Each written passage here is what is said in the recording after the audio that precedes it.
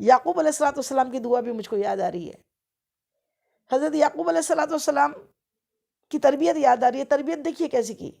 جب یعقوب علیہ السلام کا آخری وقت آیا تو آپ نے اپنے سارے بیٹوں کو اپنے پاس بلایا اور کہا کہ میرے بعد اپنا کوئی اور معبود تو نہیں بنا لو گے؟ کہا نہیں، ہم آپ ہی کے معبود کی عبادت کریں گے، ہم اللہ کے رسول کی، ہم اللہ کی ہی عبادت کریں گے. سبحان اللہ سبحان اللہ. دیکھیے تربیت کہاں ہو رہی ہے. یعقوب علیہ السلام کے آخری وقت میں بھی یعقوب علیہ السلام نے تربیت کی. تو ہمارا کام بھی ہے کہ ہم اپنی اولادوں کو آخری پل تک، جب تک ہماری سانسیں ہیں، ان کی تربیت کرتے رہیں. ہر وقت نیکی کا حکم کرتے رہے، برائیوں سے روکتے رہے، لیکن طریقہ الگ ہو. تنبیہ کرنے کا طریقہ اچھا ہو، ورنہ طریقہ اگر اچھا نہ ہونا تو اولاد باغی بن جاتی ہے بچپن سے. اب بچپن میں سب سے پہلا حق تو کیا ہے کہ اسے جیسے ہی بچہ پیدا ہو اس کے کانوں میں اذان دی جائے. دوسرا، 7ویں دن اس کا عقیقہ، چاہے بیٹا ہو تو 2 بکرے، بیٹی ہو تو 1 بکرا، یہ عقیقہ کر دیا جائے، ذبح کیا جائے، اور 7ویں دن کر دیا جائے. حدیث پاک میں آتا ہے کہ جب تک اس کا بچے کا عقیقہ نہیں کیا جاتا بچہ گروی ہوتا ہے، گہن ہوتا ہے، گروی رکھی ہوتی ہے اس کی جان اس کے عوض میں. جب عقیقہ کر دیا جاتا ہے وہ چھوٹ جاتا ہے. تو ہم تو اس دنیا میں آ کر ہم نے دین کو چھوڑ دیا ہے اور فضول کی یہ دنیائی انڈین رسموں پہ ہم آ گئے. حکم نبی کا ہے کہ 7ویں دن عقیقہ کر دیا جائے، لیکن ہم 7ویں دن نہیں کرتے. کب کریں گے؟ ابھی ایک جس کی مالی حالت اچھی ہو تو وہ تو کیا کرتا ہے، چلو ابھی فرسٹ برتھ ڈے آئے گا نا پھر کریں گے عقیقہ. 7ویں دن نہیں کرتے ہیں. پھر وہ سب بہت لوگوں کو بلائیں گے، گیٹ ٹوگیدر کریں گے. ارے گیٹ ٹوگیدر کریے، کوئی گناہ نہیں ہے، کھانے کھلائیے، لیکن یہ جو ہے نا یہ صدقہ ہے. آپ گیٹ ٹوگیدر اور کرتے رہیے، لیکن پہلے نبی کریم صلی اللہ علیہ وسلم کی سنت ادا کیجئے کہ فوراً 7ویں دن بچے کا عقیقہ، بیٹا ہو تو 2 بکرے اور بیٹی ہو تو 1 بکری یا 1 بکرا ذبح کر دیں. لیکن ہمارے یہاں کیا ہو رہا ہے، 7ویں دن تو وہ کام جو کرنے کا حکم ہے وہ نہیں ہوتا. 6ویں دن کیا ہوتا ہے، چھٹی. کہیں شریعت میں اس کی چھٹی کا کوئی ذکر نہیں ہے. چھٹی کرنے کا، چھٹی ہے بھئی، ابھی پورے رشتہ داروں کو بتایا جاتا ہے. پھر وہ کیا کیا نئے قسم کے کھانے بنتے ہیں جو شریعت میں ہے ہی نہیں. پھر وہ چھٹی ہوں گی، پھر وہ ایک دیا جلایا جائے گا، پھر اس کا کاجل بنایا جائے گا، پھر کاجل بچے کی آنکھ میں لگایا جائے گا. سب خرافات ہے جس کا دین سے کوئی سروکار نہیں، دین سے کس کا کوئی مطلب ہی نہیں ہے. پھر 7ویں دن کا عقیقہ تو گیا، چھٹی ہو گئی. چھٹی کے بعد میں پھر کیا ہوتا ہے، 40 دن تک عورت کو بغیر نماز کے رکھ دیا جاتا ہے، ماں کو. اور یہ حکم ہو رہا ہے بے وضو میں نے نماز کبھی دودھ نہیں پلایا، اور ادھر کیا ہو رہی ہے، یہاں رسومات. 40 دن کا چلہ، 40 سے چلہ ہوتا ہے. 40 دن تک اس بچی کو، جس کو بچہ پیدا ہوا ہے، اس کو ایک کمرے میں ناپاک الگ رکھ دیا جاتا ہے، ناپاک سمجھ کے. اس کو نہ اچھے کپڑے چھونے کا وہ حکم ہے، نہ اسے اچھے کچن میں آنے کا حکم ہے، نہ اسے کھانے کا حکم ہے ڈھنگ سے. اس کو جو کھانا اس کے کمرے میں دے دیا جاتا ہے. ایسا چھوت کی بیماری سمجھ لی جاتی ہے اس کو، جبکہ ایسا کچھ بھی نہیں ہے. جناب سیدہ بی فاطمۃ الزہرا کو حسنین کریمین جب ہوئے نا، ادھر پیدا بھی ہوئے اور ادھر ہی آپ نے اسی وقت غسل کر کے نماز پڑھی. غسل ضروری ہے، نفاس کا غسل. لیکن ہمارے یہاں 40 دن. ہاں 40 دن ہے، ایسا نہیں ہے کہ ہم نے بتا دیا تو بولے آپ 40 دن کب ہے، جب بلیڈنگ ہو رہی ہو. ناپاکی ہے تو 40 دن ہے. آج کل تو زیادہ تر آپریشن سے بچے ہیں، وہیں پوری صفائی ہو جاتی ہے. کبھی کبھی 1 دن 2 دن 5 دن 7 دن، جتنے دن. نفاس کی مدت نہیں ہے کہ اتنے دن آپ کو بغیر نماز کے رہنا ہے. چاہے وہ 2 دن کے اندر پاک ہو جائے، 2 دن میں نماز پڑھنی ہے. اب یہ موضوع نہیں ہے، انشاءاللہ طہارت پہ یہ موضوع بھی بتائیں گے. لیکن پاک صاف رہنا، اللہ تعالیٰ پاک صاف رہنے والوں کو اور خوب توبہ کرنے والوں کو پسند کرتا ہے. ماں اگر پاک صاف رہیں گی بچہ بھی پاک صاف رہے گا. اس کے بعد میں پھر بچے کا پہلا حقوق کیا ہے، حق کیا ہے کہ بچہ پیدا ہو جائے تو کیا کرے، کسی عبادت گزار کے پاس لے جائے، کسی اللہ والے کے پاس لے جائے. گھر میں بزرگ ہیں، دادا ہے، نانا ہے، اور جو عبادت کرتے ہیں بہت زیادہ، ان کی چبائی ہوئی کھجور کو بچے کے منہ میں چٹا دے. 7ویں دن عقیقہ کر کے اس کے جو بال ہیں نا وہ ناپاک ہوتے ہیں، وہ بال 7ویں دن منڈا دے اور اس بالوں کے ہم وزن سونا یا چاندی خیرات کر دے، صدقہ کرے. جب کسی غریب کے پاس وہ سونا چاندی کی رقم کے عوض میں رقم ملیں گی تو وہ اس کی دل سے دعا نکلیں گی، وہ بچہ لمبی عمر والا بھی ہوگا اور اچھی قسمت والا بھی ہوگا. اور پھر سنت یہ بھی ہے کہ دودھ میں زعفران کو ملا کے اس کے بال جو منڈائے ہیں وہاں پر اسکین میں لگا دے، سر پہ، کھوپڑی پہ زعفران ملا کے. یہ سنت ہے. جب بچہ کچھ بولنے لگے، ماں کا پہلا کام کیا ہے کہ اب بچہ جب ہوا ہے اسے لوری سنائے.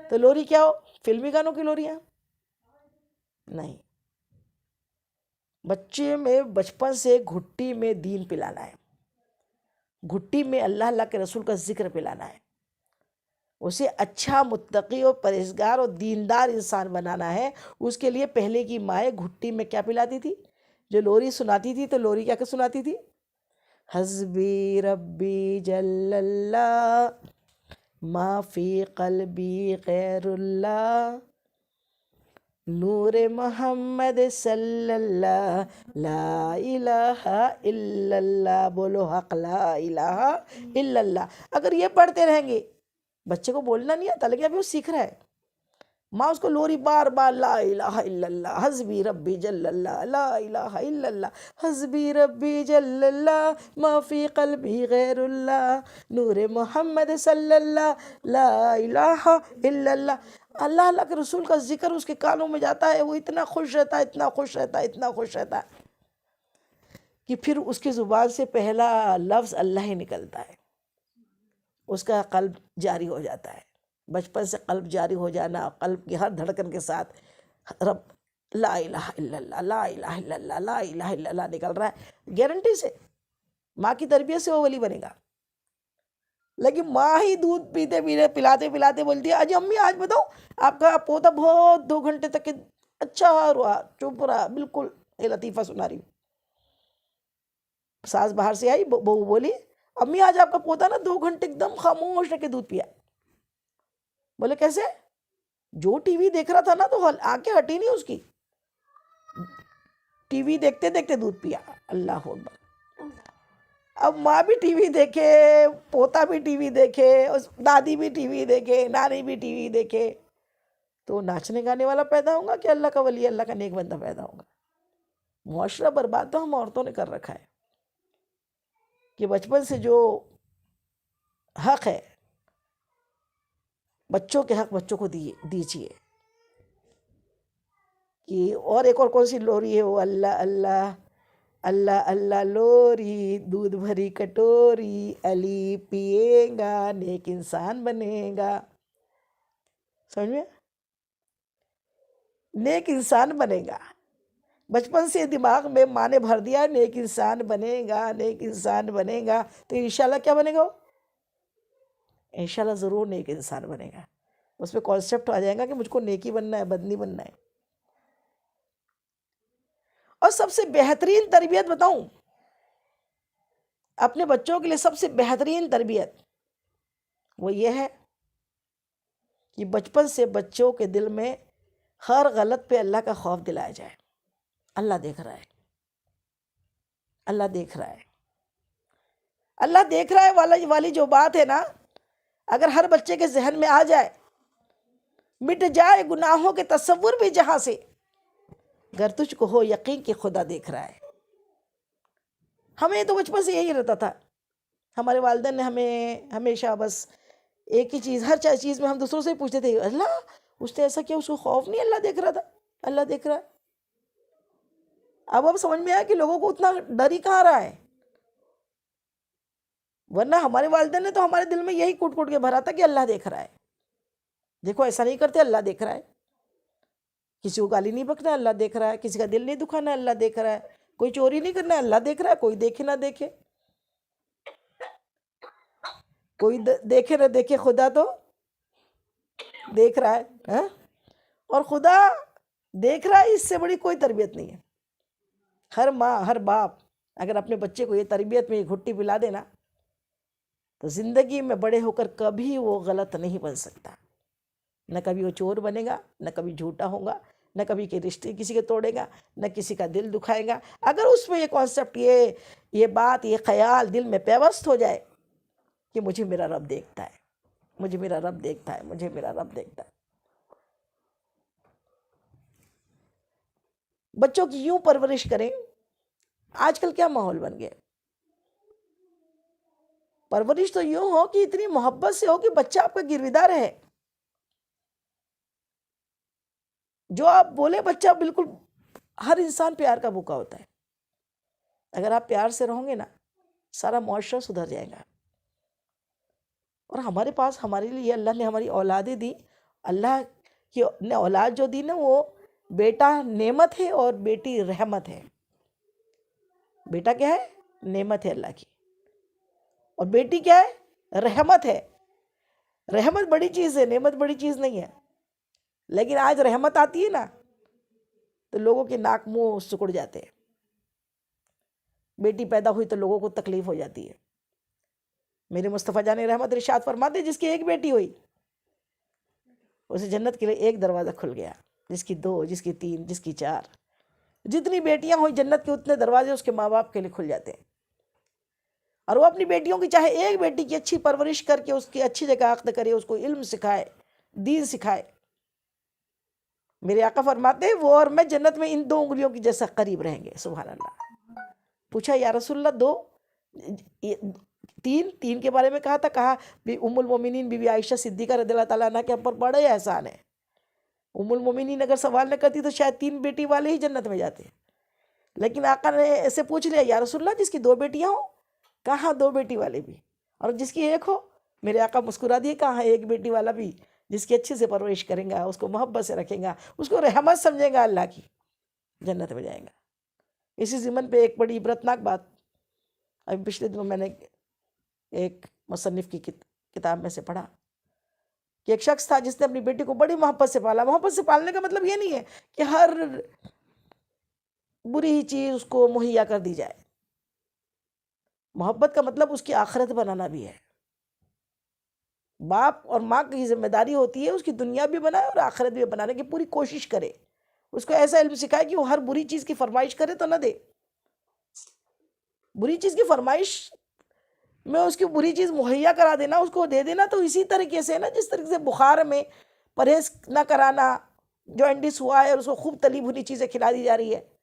کوئی ماں باپ ایسے کرتے ہیں کیا کہ اس کو پیلیا کا اثر ہو، جوانڈس ہوا ہو، پنڈو ہوا ہو، اور اس کو بولے کہ خوب وہ مانگ رہی ہے، اس کا دل تو چاہ رہا ہے، اس کا دل اچھا نہیں لگ رہا بیٹی کا اور بیٹے کا، اس کے منہ میں اچھا نہیں لگ رہا، وہ بول رہی ہے مجھے پاپا یہ لا کے دو، ابو مجھ کو نا اچھے تلے ہوئے پکوڑے لا کے دیجئے، سموسے لا کے دیجئے، اچھے تلے بھنے کباب لا کے دیجئے. تو کیا ماں باپ کو اگر معلوم ہے کہ رپورٹ بیلوروبین کی کیا آئی ہے، پازیٹیو آئی ہے، اسے پیلیا کا اثر ہے، تو کون سا ایسا ماں باپ ہوگا جو اسے ایسی طبیعت میں اس کو پرہیز نہیں کروائے گا؟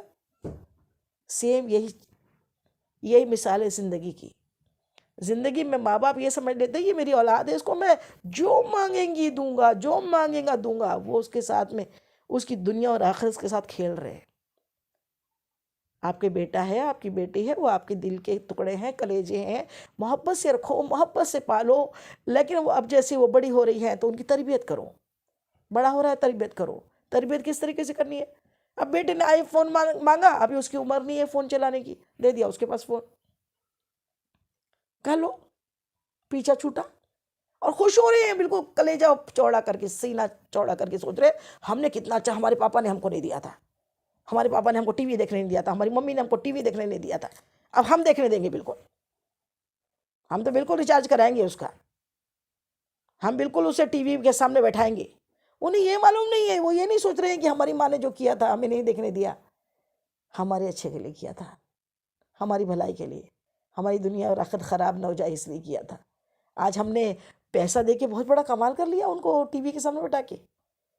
ان کو 24 گھنٹے آئی فون دے دیا ہے، موبائل دے دیا ہے، اور موبائل لے کے بچے بیٹھے ہوئے ہیں. کسی دانا نے ابھی پچھلے دنوں میں نے اس میں واٹس ایپ پہ ایک ویڈیو دیکھا کہ ریسرچ پہ کہا کہ جتنی شعاعیں موبائل کے اس چھوٹے سے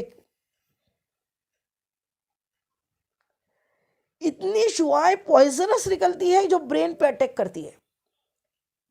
انہوں نے بڑی پیاری بات کی وہ سائنسدان نے کہ اگر آپ کے سامنے 2 آپشن ہوں کہ آپ کو اپنے بیٹے کو موبائل پکڑانا ہے یا ایک جلتا ہوا انگارہ کوئلہ پکڑا دینا ہے، تو میں یہ سجیسٹ کروں گا کہ آپ اس کو جلتا ہوا کوئلہ رکھ دو، زیادہ اچھا ہے موبائل دینے سے.